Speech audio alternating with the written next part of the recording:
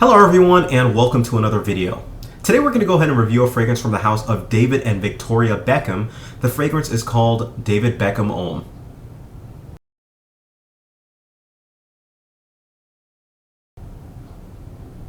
Now this fragrance was released in the year of 2011. The fragrance is obviously a quote-unquote celebrity scent. David Beckham is a very popular soccer player. He has a line of clothing, fragrances, and this is a fragrance that was released in 2011. So it's a little bit of an older-ish type of a fragrance, but we're going to go ahead and review it nonetheless. Now, coming into this fragrance, I can tell you right off the bat, I had a little bit of anxiety, if you will, just because of the fact that, hey, it's a celebrity scent. Celebrity scents generally tend to get a little bit of, I guess you could say, knocked on a little bit just because it kind of feels like celebrities put out these scents just to make a quick buck. There really isn't much thought or anything, that's put into it, so they usually get knocked on for that. But we'll see if this one actually kind of fits the bill for this. Now, the fragrance comes in three main sizes: 30 milliliter, 50 milliliter, and I believe it's like 60 or 70 milliliter. Now, sorry about that, 2.5 ounces. Anyways, 2.5 ounces is going to run you $55 retail, where the 1.7 is going to run you $30 retail. Now, those are just retail prices. You can find this much, much cheaper if you just take a look around, look at some discount sites, and you'll find this much cheaper than you will, any retail site. So just do just a little bit of searching, and you'll find a deal on this fragrance. Now, the parfumé of this fragrance I'm actually going to mention because it does matter. The parfumé is Pierre Negrin. I'm probably pronouncing that wrong, but Pierre Negrin is the parfumé. Let's go ahead and get right into the notes for this fragrance. The notes of this fragrance consist of citrus, ginger, and pepper. For our mid, we have cashmere, leather, and rosemary. And for our base, we have mahogany, patchouli, and musk. So relatively, I guess you could say, some simple-ish notes for the fragrance, but this fragrance kind of caught me by surprise at first. I expected an average citrus scent from this scent. The reason why, I guess I projected that, I guess you could say, a sporty average citrus scent because, hey, it's David Beckham. What's he going to put out? He's going to put out something that's a sporty fragrance that's good for people. But I was, I guess you could say, taken aback by this fragrance. When you first spray this scent, the first thing that I get is these conflicting notes. It's got this nice little citrus scent, but coming up right behind it is this leathery scent, this leathery, woody type of a scent that clashes.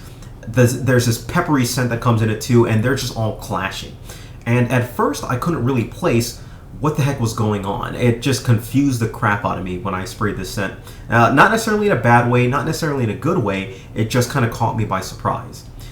After the fragrance kind of dies down a little bit, it starts to go back into your, I guess you could say, a little bit of citrusy, but more on the woody type of a masculine type of a scent. And it really does come off as a masculine scent that has, I guess you could say, a little bit of a mature-ish type of a background. You smell this on, and it kind of reminds you of, okay, well, I'm smelling a well-dressed or put-together businessman.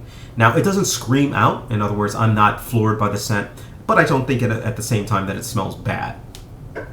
That said, the scent doesn't actually last a long time on my skin. So it does suffer from the, just spray it on, you're going to smell good-ish, and it's not going to really project, it's not going to really last a long time. So that's, not, kind of a negative side to it. But on my further applying of the fragrance and kind of looking at it, it finally dawned on me where the heck what the fragrances just reminded me of, and it was Interlude Man from the house of Homme. The way that the fragrances clashed, not necessarily the actual scent. And lo and behold, the parfumé of that particular scent, Pierre Negrin, is the same one who created Interlude Man from the house of Homme. Therefore, I was like, oh, that's pretty interesting because the way that they clash is the same.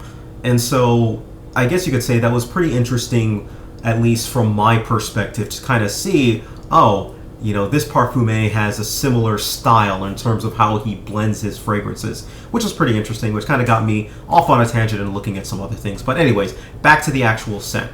So overall, though, outside of the interesting top, the bottom kind of, to me, it's a little bit more on the average side. It does smell good, but it doesn't really stand out to me as far as a great scent or anything like that.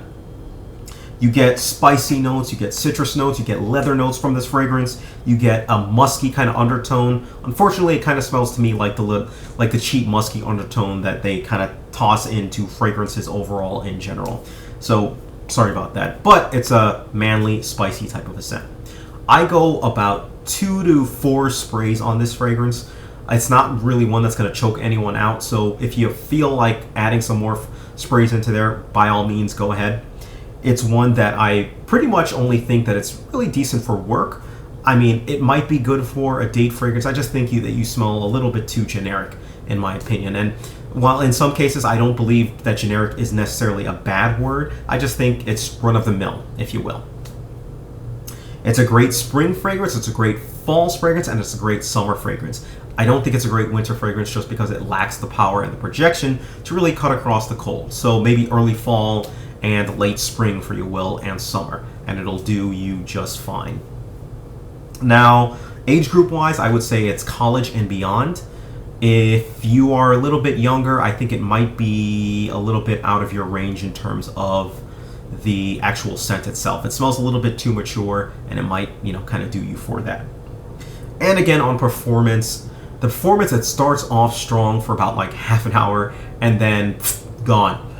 At least on my skin, just does not last. I have heard there are some people who have had much better success with this fragrance as far as how long it lasts, but for me, this is like 2 to 4 hours, and that's about it. After that, it melds into my skin and just kind of becomes one with me and is pretty much gone.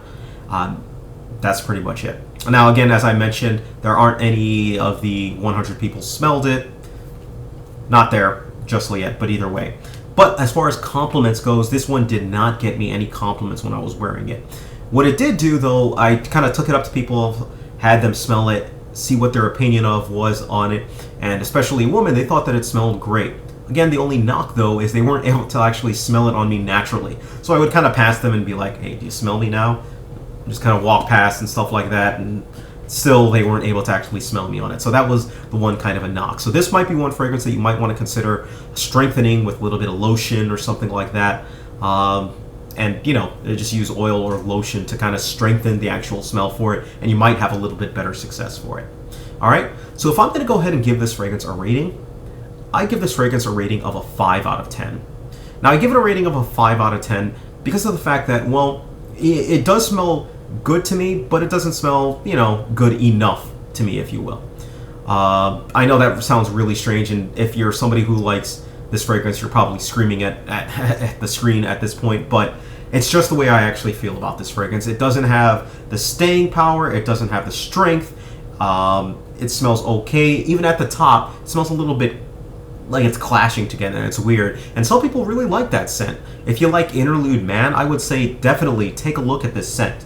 It's one that you might find intriguing, surprisingly. And if you have this scent and you like it, try Interlude Man. See what you think about that scent. They're very different scents, but you might understand when I say the way that they clash and the way that it kind of comes together reminds the two fragrances of one another. This is a great cheap scent. I'm sorry, not great cheap scent. This is a cheap scent. In other words, it's affordable, but I would honestly recommend a lot more fragrances over this. So it just comes in at a 5 out of 10. There really isn't much else that I cannot go ahead and say about this fragrance. So if you have any questions whatsoever, please feel free, leave me a note, send me a message, do whatever you gotta do. Thank you, take care of yourselves, and have a great day.